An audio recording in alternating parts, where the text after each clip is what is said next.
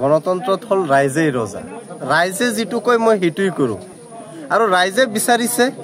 মই কৈছো ঠিক আছে আপোনালোক আহক এটা পৰামৰ্শ দিয়ক যে কি কৰিব পাৰি 2026 চনত নিৰ্বাচন খেলিব লাগে না লাগে এটো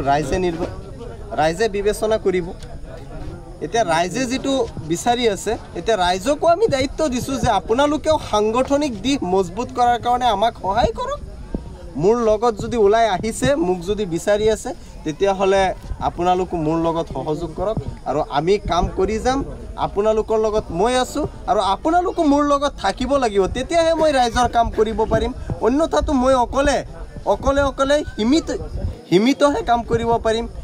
যেতিয়া ৰাজহুৱা বৃহৎ আকাৰে কাম কৰিব লাগিব তেতিয়া ৰাইজ লাগিব গতিকে ৰাইজ যদি মোৰ লগত আজি যিমানখিনি আহিছে আগন্তুক দিনত আশা কৰিছো যে প্ৰায় 2,11,000 ভোটাৰ আছে ৰূপয়াত সমষ্টি 2,11,000 পৰা যাতে বেছিভাগ মানুহে যাতে মোক সমৰ্থন কৰে মোৰ লগত আহে আৰু ৰাইজৰ দলত যদি আহে মই আহিছো ৰাইজৰ দলত যদি আহে তো আগন্তুক দিনত নিশ্চয় এজন ভাল নেতা পাব আৰু এটা ভাল পৰিৱৰ্তন পাব কাৰণ ৰাইজৰ দলৰ নেতাজনেই হল একমাত্ৰ বিৰোধী যোনে আপোচবিহীনভাৱে বিজেপিৰ বিৰুদ্ধে থিয় হোৱা একমাত্ৰ ব্যক্তি কিন্তু বাকি আপোনালোকে কংগ্ৰেছ চাওক কংগ্ৰেছত কি হৈ আছে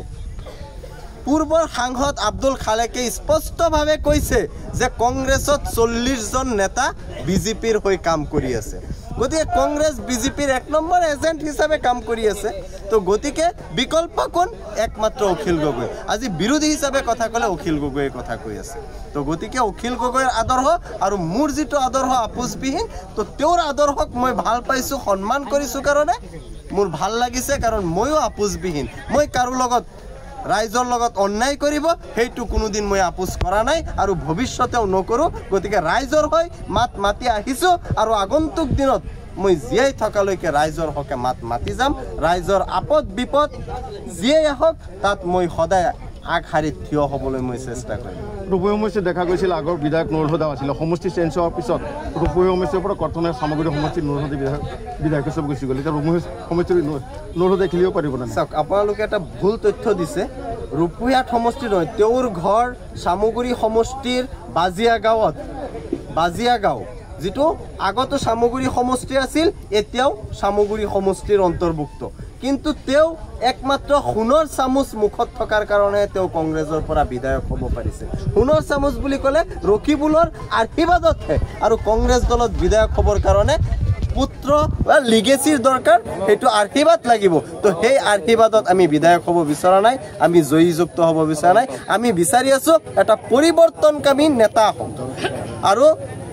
এজন এনেকুৱা নেতাৰ নেতৃত্বত দল চলক যেনেকুৱা অখিল গগৈ ডাঙৰীয়া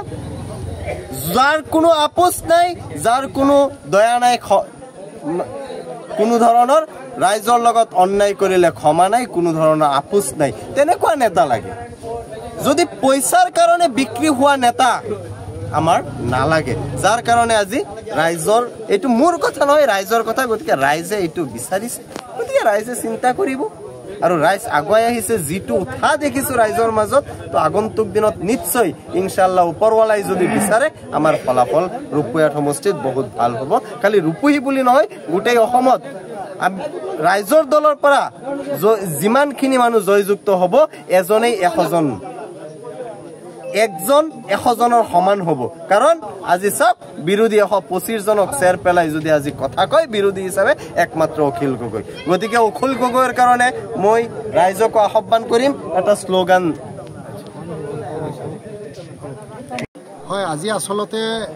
আমি নগাঁও জিলাৰ ৰূপৈহাট সমষ্টিত আজি ৰাইজৰ দলৰ প্ৰথম খোজ আজি আমাৰ সাংগঠনিক প্ৰথমটো সভা আজিৰ দিনত আমাৰ অনুষ্ঠিত হৈছে আৰু প্ৰথম দিনাই ৰাইজৰ ব্যাপক সঁহাৰি লাভ কৰিছো আমি ৰাইজৰ দলে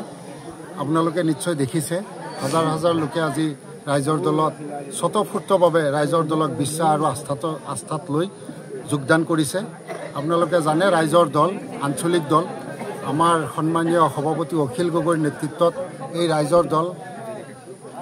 সাম্প্ৰদায়িক শক্তিক প্ৰতিহত কৰাৰ উদ্দেশ্যেৰে এই ৰাইজৰ দলৰ জন্ম হৈছে আৰু এই ৰাইজৰ দলৰ সকলো ৰাইজে ৰাইজৰ দলক আঁকোৱালি লৈ আছে আজি উজনিয়ে কক নামনিয়ে কক বৰাকবেলিয়ে কওক সকলো ঠাইতে ৰাইজৰ দলৰ প্ৰতি ৰাইজ আকৃষ্ট হৈ আছে আৰু এয়া শুভ লক্ষণ এটা পৰিৱৰ্তনৰ দিশে গৈ আছে ৰাইজে এটা বিকল্পৰ সন্ধান উলিয়াইছে আপোনালোকে জানে যে বিজেপি আৰু AUDF দুইটাই সাম্প্ৰদায়িক দল এই দুই সাম্প্ৰদায়িক দলৰ বিকল্প হিচাপে ৰাইজে আমাৰ ৰাইজৰ দলক আঁকোৱালি লৈ আছে আৰু যি লক্ষণ দেখা গৈছে আগন্তুক দিনত ৰাইজৰ দলে চৰকাৰৰ অংশীদাৰ হ'ব আৰু এই সাম্প্ৰদায়িক শক্তিক প্ৰতিহত কৰি আগবাঢ়ি যাব বুলি আমি দৃঢ় বিশ্বাসী দেখা গৈছে যোৱা পঞ্চায়তত ৰাইজৰ দলত বৃহৎ ফলাফল দেখা গ'ল হয় যোৱা পঞ্চায়ত নিৰ্বাচনত আমি প্ৰথমবাৰ পঞ্চায়ত নিৰ্বাচনত অৱতীৰ্ণ হৈছিলোঁ আৰু আমি খুব সীমিত সংখ্যক আসনত প্ৰতিদ্বন্দ্বিতা আগবঢ়াইছিলোঁ আপোনালোকে নিশ্চয় দেখিছে ৰূপহীয়াত সমষ্টিৰ লগতে ঢিং সমষ্টি তাতে আমাৰ যথেষ্ট ফলাফল আমাৰ ভাল হৈছে আৰু গোটেই অসম জুৰিয়ে আমি এটা পৰীক্ষামূলকভাৱে আমি সীমিত সংখ্যক আসনত প্ৰতিদ্বন্দ্বিতা কৰি আমি যি ধৰণৰ ৰাইজৰ সঁহাৰি লাভ কৰিছোঁ আগন্তুক দিনত এটা শুভ লক্ষণ যে আমাৰ ৰাইজৰ দল